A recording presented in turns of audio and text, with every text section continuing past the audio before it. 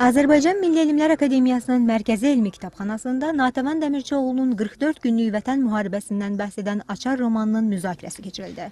Bildirildi ki, romanda işlənən Açar sözü simvolik məna daşıyır. Açar romanı tamamilə bir başqa əhval-ruhiyyədə, yeni bir ruhda yazılmış bir romandır, bir əsərdir. Bu əsər özünün o masştabına, istiqanlılığına, hadisənin obyektiv təsvirinə həsr olunan bir əsər kimi xüsusilə diqqəti çəkir və cəlb eləyir. Açar özü bir rəmzi məna daşıyır romanda. Açar yalnız hər hansı bir qapının açarından söhbət getmir.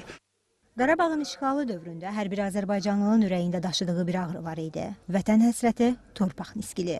Lakin 44 günlük vətən müharibəsi ilə bütün bunlara son qoyuldu. Sözü gedən roman da bu tarixi zəfərin əldə edilməsindən bəhs edir.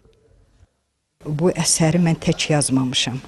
Bu əsərin yazılmasında çox böyük qüvvəsi olan insanlar var. Vətən torpağına qarışıb özü də bir ovuc torpaq olan şəhidlərimiz bu əsəri yazdı.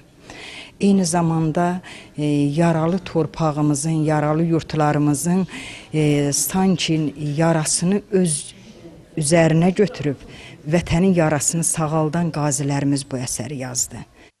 Roman yüksək dizaynə və poliqrafik keyfiyyətə malikdir. Əsər təkcə müharibə ədəbiyyatı nümunəsi deyil, həm də müasir, psixoloji, oxunaqlı nəsr nümunəsidir.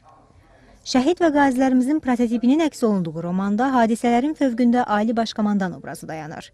Kitabın müzakirəsi zamanı bildirildi ki, bu cür layihələr, kitabların nəşri, filmlərin çəkilməsi, tarixi faktların gələcək nəsillərə ötürülməsi baxımından olduqca vacibdir.